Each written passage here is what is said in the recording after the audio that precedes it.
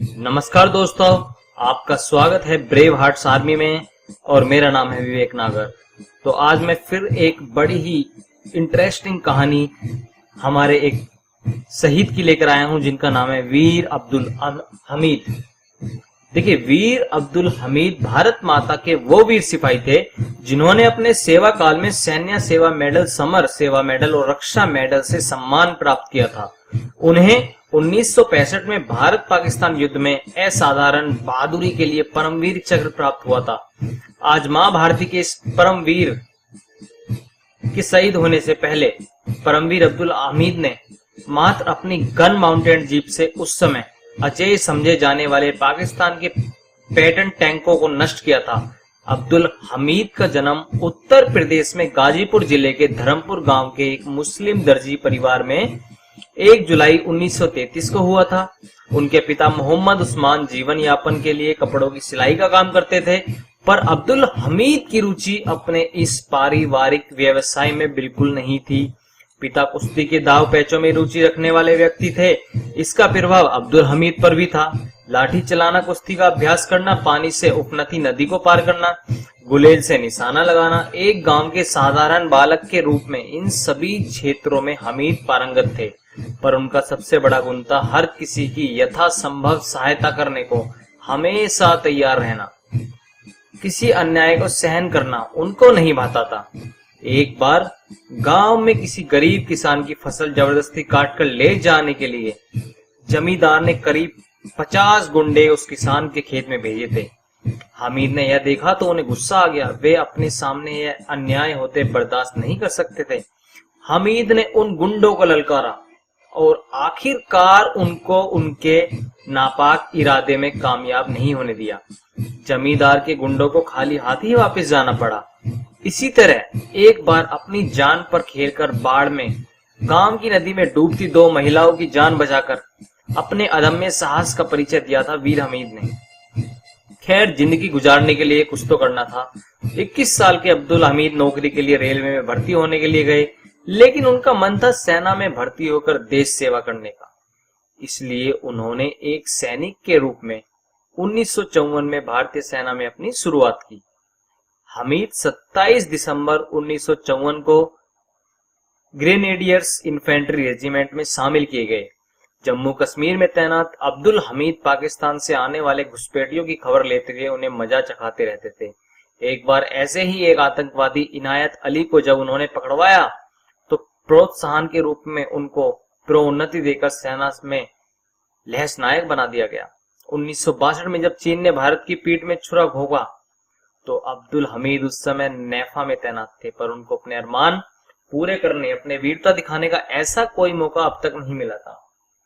उनका सपना था विशेष पराक्रम दिखाते हुए शत्रु को मार गिराना।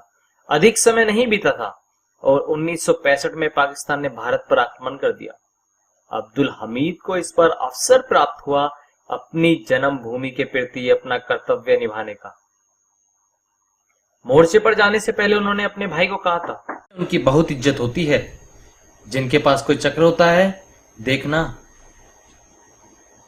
जुनून, हम जंग में लड़कर कोई ना कोई चक्र जरूर लेकर लौटेंगे। उनका सपना पूरा हुआ। 10 सितंबर 1965 को जब पाकिस्तान की सेना अपने नापाक इरादों को अंजाम देने के लिए अमृतसर को घेर कर उसको अपने कब्जे में लेने को तैयार थी, वीर अब्दुल हमीद पंजाब के तरन तारण जिले के खेमकरन सेक्टर में तैनात थे। पाकिस्तान ने उस समय के अपराजय माने जाने वाले अमेरिकन पैटर्न टैंकों के साथ खेमकरन सेक्टर के असल उताड़ गांव पर हमला कर दिया। भारतीय सैनिकों के पास न तो टैंक थे और न ही बड़े हथियार, लेकिन उनके पास था भारत माता की रक्षा के लिए लड़ते हुए कुर्बान हो जाने का हौसला। भारतीय सैनिक अपनी साधारण 303 राइफल और LMG के साथ पैटर्न टैंकों का सामना करने लगे। अब्दुल हमीद ने पाक सेना को अपने अभेद पैटर्न टैंकों के साथ आगे बढ़ते देखा। अपने प्राणों की चिंता न करते हुए अब्दुल हमीद ने अपनी गन माउंटेड जीप को वहीं पास के एक टीले के समीप खड़ा कर दिया और गोले बरसाते हुए शत्रु के पैंटन टैंकों को ध्वस्त कर दिया। पाक सेना के अधिकारी को क्रोध के साथ साथ आश्चर्य भी हुआ कि आखिर ये कैसे हो गया। उनका इतना तगड़ा प्लान किसे पता चल गया, किसने इसकी सेंध लगा दी। देखते ही देखते भारत का असल उताड़ गांव पाकिस्तानी पैटर्न टैंकों की कब्रगाह बन गया। तभी पाकिस्तानी अधिकारी की नजर अब्दुल हमीद पर पड़ी। पाकिस्तानियों ने उनको घेर कर उन पर गोले बरसाने शुरू कर दिए। इससे पहले कि वो उनका एक और टैंक समाप्त कर पाते, दुश्मन की गोलीबारी में उनकी शहादत हो गई। अब्दुल हमीद के शौर्य और बलिदान ने सेना के बाकी जवानों में जोश भर दिया और सैनिकों ने दुश्मन को अपनी सरजमी से खदेड़ कर ही दम लिया। 32 वर्ष की उम्र में ही अपने प्राणों को देश पर न्यौछावर करने वाले इस वीर की शहादत की वजह से सेना को जीत मिली।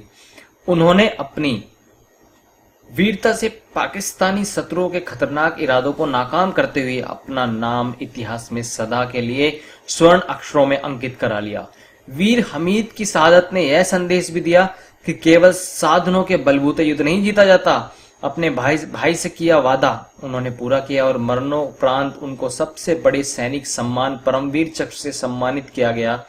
यह सम्मान उनकी पत्नी श्रीमती रसूली बीवी ने उनकी तरफ से ग्रहण किया। इसके अलावा उनको समर सेवा पदक, सैन्य सेवक पदक और रक्षा पदक से भी सम्मानित किया गया। 28 जनवरी 2000 को भारतीय डाक विभाग द्वारा वीरता पुरस्कार विजेताओं के सम्मान में 5 डाक टिकटों के सेट में से 3 रुपए का एक डाक टिकट जारी किया गया। इस डाक टिकट पर राइफल से गोली चलाते हुए जीप पर सवार वीर अब्दुल हमीद की फोटो भी लगी थी। चौथी ग्रेनेडियर्स ने अब्दुल हमीद की स्मृति में उनकी कब्र पर एक समाधि का निर्माण किया। हर साल उनकी शहादत के दिन यहाँ पर मेले का आयोजन किया जाता है।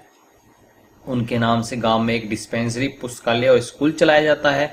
सैन्य डाक सेवा ने 10 सितंबर 1989 को उनके सम्मान में एक विशेष कवर जारी किया था।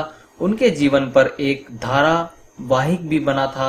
1988 में चेतन आनंद द्वारा निर्मित दूरदर्शन के इस धारावाहिक परमवीर चक्र में अब्दुल हमीद की भूमिका नसीरुद्दीन शाह ने निभाई थी।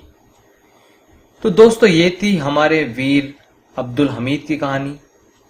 अपने प्राणों की चिंता न करते हुए अब्दुल हमीद ने अपनी गन माउंटेड जीप को एक टीले के समीप खड़ा कर दिया, जैसा मैंने आपको बताया, और गोले बरसाते हुए शत्रु के 3 टैंक उन्होंने ध्वस्त कर डाले।